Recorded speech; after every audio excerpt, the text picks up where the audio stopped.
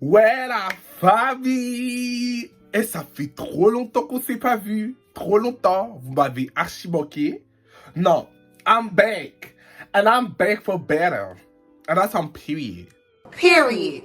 Period.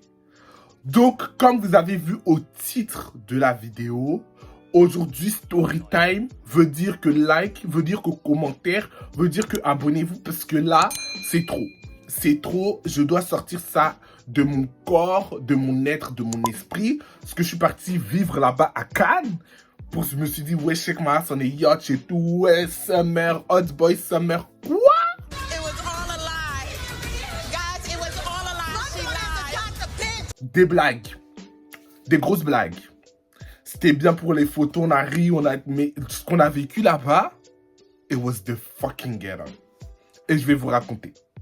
Je me suis dit non, je peux pas passer cet été-là et me dire que je vais aller à l'université sans souffler.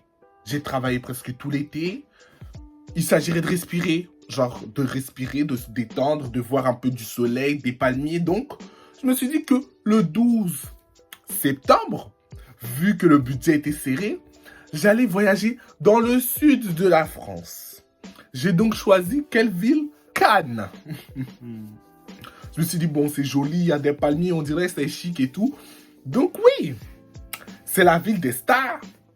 J'aspire à être une star, donc oui, c'était logique. Comme tu réfléchis. Regarde comment tu réfléchis. Le 12 septembre au matin, je m'en vais très tôt à Orly.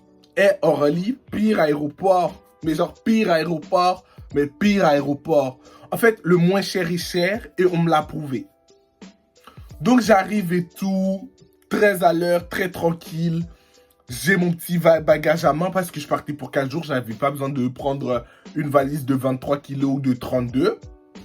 Et donc le billet était pas trop cher. Franchement, je m'en sortais bien. J'arrive au moment où on regarde les bagages. Et moi, j'ai pas l'habitude de voyager, genre sans ma mère. Genre si je voyage, les vols long courriers, etc., prendre l'avion, c'est souvent avec ma mère qui gère la paperasse et tout ce qui est billets. I don't know là. Ou bien si je vais à Londres, c'est juste le train, le Flixbus, parce qu'il y a une période où j'étais broke. Enfin bref, j'arrive au moment des bagages. Ce que je ne savais pas, c'est qu'au bagage à main, il ne faut pas de liquide de plus de 100 millilitres. Moi, dans ma logique, je me dis, je pars pour 4 jours. Il s'agirait de pomper un peu de parfum, un peu de déo. Sentir bon, en fait. Sentir bon. Et puis, je vais à la mer. Et puis, même sans la mer, un peu s'hydrater la peau. Tu vois ce que je veux dire? Genre, je vais pas me réveiller, avoir la peau grise. Donc, j'ai mis une mixa comme ça, balèze. Je mets ma valise sur le truc. Ça passe dans la machine où il regarde. Il fait ça à qui cette valise? Je fais ça à moi. Il ouvre la valise. Il ouvre ma trousse de toilette. Il commence à jeter. Alors ça rentre pas. Mon déo, il jette. Ça passe pas. Ma crème, il jette. Ça passe pas. Mon parfum, il jette. Ça passe pas. Et j'étais tellement vénère. Je me suis dit, mais mon argent, je ramasse pas les sous. On ramasse pas l'argent. Tu peux pas venir. Et puis tu jettes mes affaires. Et puis jette mes affaires en souriant. Genre, ça passe pas. Et j'étais tellement colère. Et en plus de ça, après, lorsque tu as fini de prendre tes bagages, après qu'ils aient tout jeté, tu vois les petits duty free.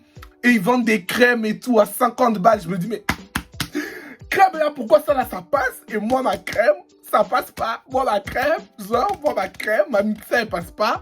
Mais ils vendent leur Victoria's Secret à la cola à 50 balles. Ah non, j'étais trop vénère. En plus de ça, j'ai mon masque en tissu. Personne vient me dire. Au moment de embarquer, la dame, elle dit, tous ceux qui ont des masques en tissu ne peuvent pas rentrer dans l'avion. Il faut des masques chirurgicaux. Le vol, il est dans 15 minutes. Où je vais trouver un masque? J'ai couru. Et j'ai couru comme un malade pour trouver un relais. J'ai payé un masque à 5 €. Un masque chirurgical à 5 € au nom. C'était du braquage. Donc déjà là, j'avais déjà un mauvais souvenir d'Orly. C'est même pas chic, c'est même pas joli, c'est même pas un aéroport luxueux pour dire que c'est genre, prends ton vol et la ferme. Il n'y a même pas eu de contrôle de passeport, de passe sanitaire. Ils ont juste fait, vous avez un passe? Oui, allez, passez. J'étais là en mode, mais non, c'est trop grave. C'est trop grave. On n'arrive pas haut, on arrive. J'arrive à Cannes, tout se passe bien.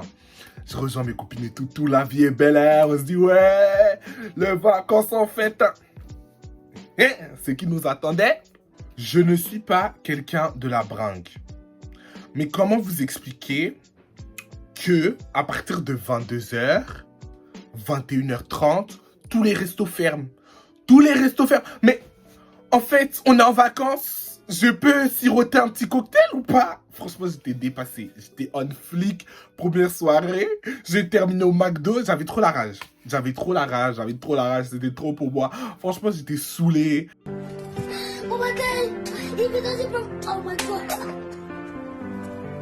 Je suis rentré. On cherche à rentrer à la maison. Divine qui a le téléphone. On a mangé notre petit Big Mac, on a bien ri, même si on était saoulés. L'heure de rentrer à la maison, on habitait grave à côté de la plage. Donc du coup, Divine qui a toutes les informations de la réservation sur le téléphone. Elle a le numéro de la porte d'entrée d'en bas sur son téléphone. Son téléphone est déchargé. Aucune prise aux alentours. Personne ne se souvient du code. On est là devant la porte. On est là devant la porte de l'appartement et c'était trop en fait. Il est 1h du matin, t'as juste envie de dormir, tu trouves pas le numéro de la porte d'entrée de l'immeuble. C'est trop grave. Franchement, j'étais trop énervé, j'étais trop saoulé. Encore une galère, encore un bourbier. Au final, on a fait de l'autostop, on a vu quelqu'un se garer, on lui a dit excusez-moi, on peut brancher juste 3 minutes que notre téléphone se rallume comme ça après. On retourne chez nous, genre. Il y a un garçon, jeune homme, grave gentil et tout, il nous a laissé, il m'a même donné des bonbons pour apaiser mon cœur. Franchement, j'étais trop content. La raison pour laquelle il nous a laissé charger le téléphone, c'est parce qu'il voulait... il voulait bip ma copine. Il a fait taper un snap, lui envoyer des messages bizarres et tout. Quand on est rentré, j'ai dit, mais en fait, c'est trop. Ouais, le monde est méchant. Le monde est méchant, ouais. Mais c'est trop. En fait, c'est trop. Donc, après ça, on a trouvé le code de l'entrée de l'appartement et puis on est monté pour dormir.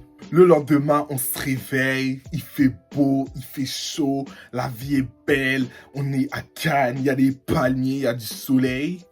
Donc, on se décide d'aller à la plage. Moi-même, mon dernier maillot blanc, là, il me sentait. La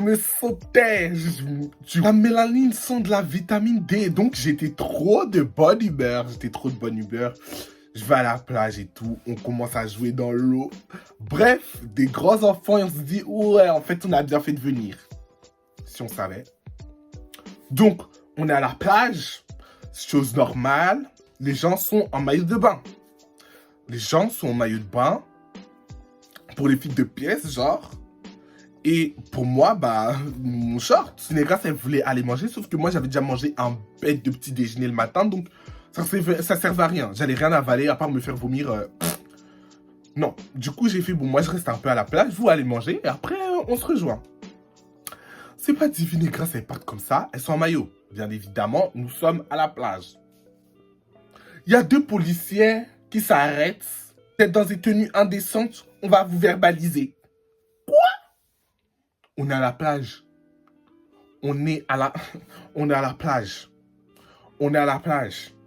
Si on peut même pas être en maillot de bain à la plage, on est en maillot de bain où? Elle lui explique gentiment que oui, madame, c'est la plage et tout. Et puis, il y avait des mamies quinquagénaires topless, là. Elles avaient même pas de soutien, rien du tout. Les seins en l'air, les tétons qui pointent comme ça. Personne n'a parlé, mais parce que Divine et Grâce sont en maillot de bain sur la promenade de la plage, sans verbaliser. Elles voulaient verbaliser. Elles lui ont clairement fait comprendre que, ouais, non, achetez un t-shirt, sinon, ça va mal se passer pour vous et tout. Vous aurez une amende, je sais pas quoi. Genre, je sais pas si vous sentez, mais ça commence à monter. L'appartement. L'avion. Ça. Faut pas me voir au téléphone. Quoi? Attends, j'arrive là. À cause de quoi? On a travaillé nos summer body et puis on a accepté nos corps comme ils étaient. On peut plus les exposer. On peut plus respirer. À la plage. Non. Oh non, que c'était trop. Du coup, je rentre à la maison, tout le monde est énervé. Plus personne parle, dit bon, on va quand même sortir et tout ce soir. Se changer les idées. Tout le monde est bien habillé. We on flick and stuff. On se dit on va manger parce que hier le McDo c'était bon là. C'est bon. Genre c'est bon, le McDo ça va 2 minutes. On arrive, on voit un petit resto, on se pose. Pour aller au restaurant, la manière dont tout le monde nous regardait et la manière dont le serveur nous a traités comme des moins que rien, comme si on n'avait pas les moyens de nous payer. Le serveur, il pensait qu'il servait au Fouquet ou quoi. Et à cause d'un risotto à 20 €, nous arracher les cartes comme ça, même pas nous proposer un dessert, rien du tout en mode, vous avez commenté, il parlait trop mal.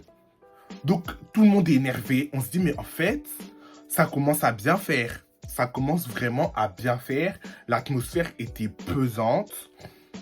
Et le truc, c'est que sur la Croisette, donc c'est la rue là où il y a tous les magasins là que je faisais toute la journée, et ben le soir, c'est un lieu de trafic de réseau de prostitution. C'est-à-dire que c'est une destination d'arrivée pour beaucoup de trafic humain. Il y a beaucoup de femmes d'origine africaine qui font le trottoir sans aucun jugement de valeur. Parce que soit elles ont été forcées, soit elles sont contraintes, soit bah, les moyens économiques font que... On était un peu soin là. Et donc du coup, vu que nous on était noirs, et qu'on était bien habillés, moi robe de soirée, moi de banini, tout le monde nous regardait en mode... tout le monde nous regardait avec un dégoût et avec un jugement de valeur. Et on nous faisait comprendre par leur regard que vous n'avez pas votre place ici en fait. Qu'est-ce que vous foutez ici? Si c'est pas le Wakanda, oh non, je le sentais comme ça. Vraiment, c'était hyper pesant. Même s'il y avait des non-dits, la manière dont on te regarde et dont on te traite, ah non, c'était trop. C'était vraiment trop. Et c'est pas comme si je le ressentais seul, on le ressentait vraiment à 3. Ça m'a vraiment saoulé. Puis même les vieux papis pervers, tout le monde te regarde en mode du chocolat. Genre franchement, ça me dégoûte. La mamie voleuse, je peux jamais oublier. On est sur le chemin du retour. Et Divine doit faire son test PCR, du coup, pour prendre l'avion. Nous, on est vaccinés, du coup, tranquille. Moi, je marche devant. Je marche vite, donc je marche devant. Du coup, moi, quand j'avance, j'ai pas l'habitude de regarder derrière si les personnes avec qui je suis, elles sont toujours là. Parce que je me dis, bah, la personne, elle suit le rythme. En même temps, j'ai des longues jambes. Moi, c'est... Donc, je me retourne comme ça, je les vois plus. Il n'y a plus Divine et Grâce. Je me dis, elles sont où? Je repars en sens inverse, je me dis, mais... Du coup, je me retourne, je vois, il n'y a plus personne. Je cherche, je me dis, mais où sont-elles passées? À un moment, j'avance. Je vois, il y a du bruit, il y a un attroupement de personnes. Et les gens crient, donc je ne comprends pas, je m'approche. En tant que Songi que je suis, je m'approche. Je vois Divine et puis Grâce. Et il y a une dame qui embrouille en mode, ouais, elles ont volé, elle a volé, c'est une voleuse. Je me dis, oh, Grâce, Divine, on est déjà des noirs ici, qu'est-ce que vous avez fait? Mais je me dis, non, c'est impossible. Je m'approche, je vois, en fait, là, je comprends que la gérante d'une boutique de bijoux, une mamie, genre 70 ans, ridée, tout, elle a volé, en récidive. Elle a encore volé. La dame, elle commence à embrouiller. Ouais, elle a volé dans mon magasin. Ça fait 2 fois. La dernière fois, je suis parti jusqu'à chez elle. La dame est remontée. La mamie, au lieu de s'excuser, dire non, désolé, je referai plus. Désolé, je comprends pas ce qui m'arrive. Faire un petit cinéma, genre t'es une mamie. Je sais pas. Elle a la bouche. Elles étaient 2. La mamie, la voleuse et puis son amie. Son ami, au lieu de la conseiller pour dire que non, c'est pas bien ce que t'as fait et tout, c'est pas comme ça qu'on fait, excuse-toi, rends l'article et puis on va partir. Non. La mamie aussi, sa copine, elle dit, mais c'est pas la mer à boire, hein. Il y a des problèmes plus graves dans le monde et tout. J'ai dit, mais attends, toi tu voles dans ma boutique? Tu me dis, il y a des problèmes plus graves au monde. J'ai dit, madame, vous énervez pas, appelez la police. Je suis grave rentré dans l'histoire et tout. Grâce, faut voir Grâce. Non, madame, calmez-vous, c'est une mamie. Nanana, ayez pitié d'elle et tout. Ça se trouve, elle n'a pas les moyens. J'ai dit, mais non. Quand tu n'as pas les moyens, tu voles encore dans les supermarchés, dans les trucs de première nécessité, d'accord. Là, tu voles dans une bijouterie. Le bijou, tu vas pas le manger. Et c'est une voleuse avérée. Donc, ça veut dire qu'elle a l'habitude de voler. Comme elle est mamie, personne ne la calcule. Elle vole, elle vole, elle vole. Et la mamie, elle a grave la bouche. J'ai dit, mais moi, j'ai commencé à dire, mais non. Toute la colère, du racisme, de tout ce que j'ai vécu à Cannes, j'ai descendu sur la mamie voleuse là. Elle a tout mangé dans la poire. J'ai dit, madame, c'est pas normal. À votre âge, vous pouvez pas faire des trucs comme ça. Vous êtes censé être sage, franchement, etc. Je commence à dire, madame, c'est pas normal. Je commence à lui expliquer. Et à un moment, la dame, tellement elle a la honte et qu'il y a les gens qui commencent à arriver, elle commence à insulter la gérante de la boutique. Toi, tu voles. On va appeler la police. Tu insultes aussi la gérante. Elle dit, non, non, non, tu me fais chier. Non mais attends. Je me dis, c'est impossible, je suis dans un film. La mamie, elle vient pas de voler des bijoux chez la dame là et elle commence à l'insulter parce que là, ça commence à faire beaucoup. Tu fais profil bas, on est d'accord. Putain de magasin, vous revenez, vous revolez. Non mais madame, qu'est-ce que j'ai fait là maintenant? Vous me dites pas, vous ne me dites pas. Moi, je commence à dire, mais madame, par contre, vous n'avez pas insulté. Vous volez déjà dans sa boutique. Au moins, le minimum syndical, c'est de la fermer. Son amie aussi, elle commence à la défendre en mode, ouais, mais bon, c'est pas grave. Il y a plus grave dans la vie. J'ai fait, non, en fait, vous savez pas comment les gens, ils travaillent dur. La dame, elle était dépassée parce que sa boutique, elle a fermé pendant 4 mois à cause du corona et tout, du confinement. La reprise économique est dure, etc. Sa boutique, il n'y a pas beaucoup de clients. Tu viens, tu la voles. J'ai dit non. Au début, je faisais la morale à la mamie, mais j'avais un peu pitié d'elle. Quand elle a commencé à insulter la gérante, j'ai dit, ah non, toi. J'ai dit, mais vous n'avez pas honte? Vous êtes une voleuse. Oui, vous êtes une voleuse. J'ai commencé à grave en foutre. J'ai dit, appelez la police, c'est pas normal et tout. J'ai vu, vous savez pas comment les gens ils travaillent, vous savez pas comment les gens ils cherchent leur argent, vous savez pas comment les impôts à payer, c'est dur. L'URSSAF, ils vous envoient pas des mails. L'entrepreneuriat, c'est dur, frère. Avoir sa boutique, c'est dur. Les charges et tout, pour pas que vous venez, vous volez dans sa boutique. 2 fois en plus, 2 fois. 2 fois, ah non. J'étais trop choqué. Et d'habitude, on stigmatise les minorités en disant, ouais, c'est elle qui a ce genre de comportement déviant, etc. Déjà, c'est la vieille mamie blanche qui vole. Je me dis, mais à Cannes, j'aurais tout vu. Il est l'heure de rentrer maintenant.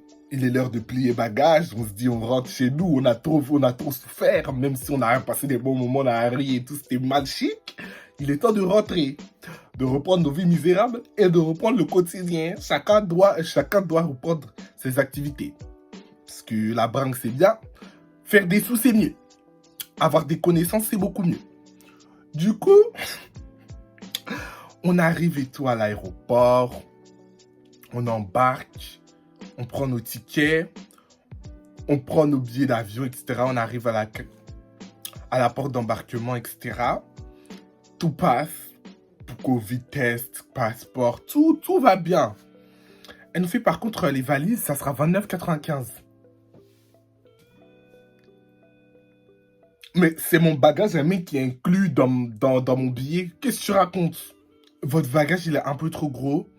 Je fais, mais qu'est-ce qu'elle me raconte? J'ai fait à l'aller, je suis passé, j'ai rien payé. Et ma valise entrait dans ce qu'il y a dans les porte-bagages au-dessus des sièges. Donc, je sais pas ce que tu me dis là. 29,95 de quoi? Et elle voulait rien savoir. C'était soit ça s'en monte pas. Franchement, j'ai payé et c'est pour ça il faut être excédentaire quand vous partez en vacances. Il faut avoir toujours un petit argent à côté pour se dire qu'on ne sait jamais en cas d'imprévu. Mais franchement, ça m'a saoulé. EasyJet, pire compagnie, franchement. Une politique bizarre. Le moins cher est cher, le moins cher est cher, le moins cher est cher. En tout cas, le voyage vraiment un de l'enfer. J'espère que cette story time vous aura plu. C'était mon petit retour. On a beaucoup de choses à se raconter, à se catch up. Je vous dis à bientôt. Likez, commentez, partagez. Je vous fais de gros bisous and see you.